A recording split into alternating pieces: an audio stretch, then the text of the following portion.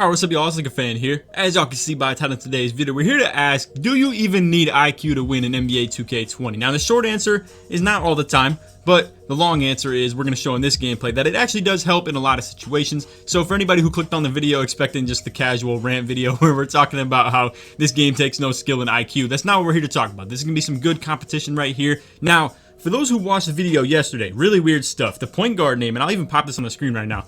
The point guard name in yesterday's video was Spinrella, and then they had another dude on their name. It was Dot Boolin and like some other thing, Boolin too. Now in this game, it's Isorella and Diego Boolin. And then the dude of the two has no correlation to yesterday's video. But anyway, these guys are either on alt accounts or they're super close to each other. I don't know. Either way, we're going to get in the pregame intro. So you can see at the 1, they got the pure playmaker with play takeover. They got the rebounding wing at the 2, and then two-way finisher at the 3. So y'all saw in yesterday's video, we were talking about pure locks, the good and the bad between them. This one was sparking this game, all right? Diego was over here sparking. Now the dude yesterday, not at all. Anyway, to get into our lineup, we got the offensive threat with sharp takeover, the exact same lineup we were running. Finisher at the 2, I'm 6'9", and then Kitchen on the right is 6'8" with his two-way finisher, which is a pure lock. I don't know why they have him lined up at the big man spot.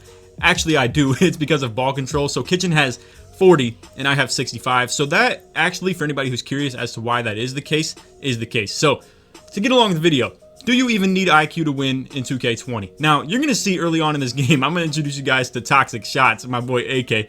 This dude, we were over here, we lost a Pro-Am game right before we had hop on this like stage stuff, right? And as soon as we get into this stage stuff, this dude AK was over here not playing defense. He was messaging people back, talking this trash. Now watch this dude AK, bro. Like I said, he was just sitting here in the corner, not playing defense. Let me know if y'all have a homie who's over here doing this stuff all the time. Say he's on his phone or something like that. This dude over here always selling the bag because he's not playing. But the funny thing is, I feel like there's more IQ in Park than there really is in Stage. Now, when it comes to IQ, and this is one thing I really do want to talk about in the video. It was more a joke what I just said right there. But listen, I want to put it like this. In the Stage, a lot of times people know 2K mechanics. Their IQ is high in 2K. They're not high basketball IQ guys, or they're not high awareness people. I'm gonna put it like that. The stage heads, they're really good when it comes to the mechanics. You're gonna see this guy spamming the moving, like, you know, between the legs up the court every single time because it can't be stolen. As you can see, no bumps. You're gonna see him, you know, rim run. This is the nice IQ stuff that I'm talking about that we do. The nice rotation right there where Kitchen switches out to the corner when I drop to the paint, and you're gonna see that really show a lot in this gameplay.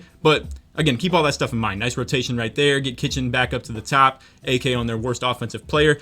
Great rotations and everything. Look at Kitchen dropping off the corner to play the lane. I'm not going to lie to y'all. This Pro-Am stuff is over here making us elite when it comes to the defensive rotations. But and it feels so much more simple when it's 3 people as well. When it's 5, obviously, it gets a whole lot more complicated. But you get the deal. So I was going to segue into my next topic, but as you can see, we're still here to talk about lack of paying attention on defense, and honestly, lack of paying attention on offense from their PG as well. So my man Shot's top 5, I call him AK. He's sitting in that left corner right now. He's not even looking at the game right now. He's firing away in his messages on Xbox, talking trash to somebody who's talking trash to him already. #1 team on the leaderboards on Xbox as well. But anyway, with all that said, I don't really care in the first place. I mean, if we lose because of it. But with the PG not seeing this, where he's giving up the easy corner cut, and you're going to see right here, he does cut, but I don't know if the PG told him to because he doesn't hit him. Now, with all that said, maybe he meant to do that and it freed up the corner, and I'm over here looking stupid, but I don't know. Long story short is I probably should have stayed at home on the corner, giving up the free paint, because an extra point is an extra point. But with that said too, it was a low percentage shooter from the corner. I didn't know if he could hit it or not, so I was going to go ahead and just test him. With that pure playmaker passing it to him though, I should definitely not disrespect any like corner threes taken. And that was the topic of the video yesterday, the good and the bad of a pure lockdown on 2K20, because, you know, whether you want to make this dude shoot 50 or not, it really depends on what the PG is, in my personal opinion. But yo, Kitchen coming out here playing great defense, gets the chase down block. We get out in transition, I catch the lob, and I mean, we're looking good already. So let's come back to the topic one last time. Do you even need IQ to win in 2K20? So to put it pretty simply, and you can see I just completely tweaked right there. To put it pretty simply, in certain situations like Park, not really. Or even for 2v2 where you're talking like, you know, just simply rim running, hop dunking every single time with the play lock. If they press you up too tight, you just drive right past them. If you're wide open, you shoot the 3. Or, you know, to make it matters even worse, if we're talking the post scoring lockdown combo where you just throw up hooks contested all day. Now, long story short is, for those things listed, absolutely not. Now, for stage 3s, 5v5 Pro-Am, anything like that, I feel like what it really depends on, as you see me completely selling right now, but I feel like what it completely depends depends on is the skill gap of what you're playing against. So for instance, to be playing against people like this, yes, you need IQ to some extent. Now, if you come out here and just completely cheese them as well, I suppose, but let's just talk about this rotation right here. So if we don't know to do stuff like this, right, or if Kitchen would have just not jumped, I guess that's another solution. But since Kitchen jumps right there, if I don't know to leave my guy in the corner, that would have been a 3-pointer that gets up right there. Now, don't get me wrong, it doesn't completely box them off because they still get a dunk out of that, but it is a difference of 1 whole point. And in a game of possessions like stage 3v3, where if the game becomes 11-11 instead of 11-10, that could be massive. Now, there are things like this where, you know, Kitchen crashes off the corner. That's a nice little play as well. But do you really consider that IQ? I'm not sure. Do you consider me slipping like that when it's an easy double team? I don't really know. Now, that's up to you guys to decide. I know I like to, you know, credit myself when it comes to the IQ of like big men and stuff like that as well. And you can see Kitchen adjust a little bit. AK kind of shows off that corner. Unfortunately, they do get the 10% contest to go in.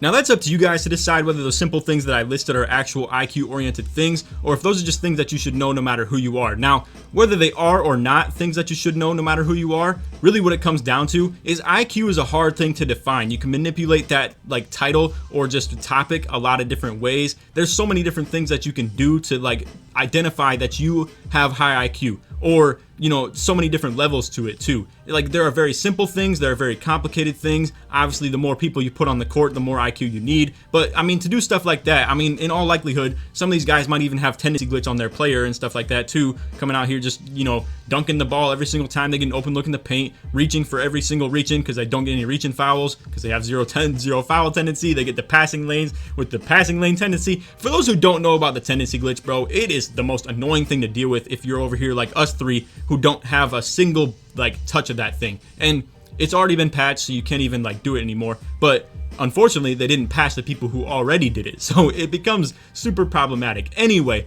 with all that said, and I should speak to the tendency glitch a little bit more, how it really becomes a whole lot easier to be competitive, and you don't really need as much IQ if we're being honest. But to speak to our defensive IQ, I want you guys to watch this possession and the ones that precede this as well, and the ones that were before this even on top of that too. So you're going to see, boom, between the legs, he's just getting into the paint. Kitchen already knows he's looking to get to the three-pointer, so he's just not going to D up on that. Now, where does that actually get us? Well, he still got wide open, so him knowing that he was trying to stop three-pointers didn't really do anything. And then I'm out here and off in transition, get poked from behind because Buddy still probably has no reach-in foul tendency and 100 steals. So I just get ripped from behind because I suck, all right? So anyway, with all of that said, you're going to see the next possession that they're on offense as well is where Kitchen comes out here, guards him the same exact way. Again, Kitchen crashes off like corner, gets the O board. Low-key was coming up super clutch with the rebounds, but you can see I take the slip. They're playing super high. We're in a situation where all we need is 4 buckets or 4 points as well. And that's one thing I do want to run back right here as well is you can see the scoreboard. 2 twos gets us to 21 anyway, so it doesn't really hurt to like take 2-pointers right now because all we need is 2 baskets regardless. If AK gets a 3-pointer up right now, it doesn't even matter because really we still need a 2 after that at the end of the day. So that's the small thing I'm talking about. It's just like score identification and like game management and stuff like that too. And then again, we know all we're trying to do is stop them from getting 3s, so Kitchen isn't going to jump at anything in the paint. He's just always going to stay at home when it comes to 3-pointers. You know, the same right here. I mean, but you can see he actually does jump for that one, that we get the stop, and that's pretty much game over at that point. So to wrap this video up, I just want to end off with asking you guys, what do you identify as IQ? Because this right here, unfortunately, again, just tendency glitch, passing lane steals, on ball steals, never get reach in fouls, and then he doesn't really like stop to collect his jump shot. Long story short, I just want to know what you guys identify as IQ, because this stuff right here is not really IQ either. It's just knowing what you're doing. Now, that's another thing I really wanted to talk about in this video. There's a difference between IQ and knowing what you're doing.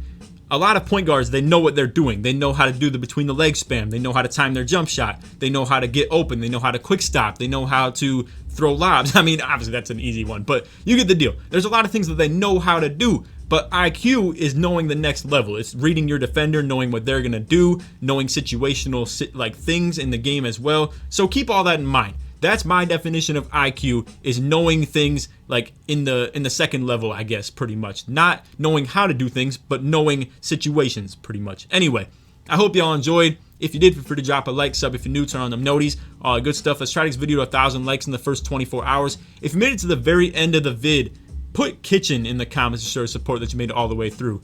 Other than that, hope y'all enjoyed, and take it easy, man. Peace.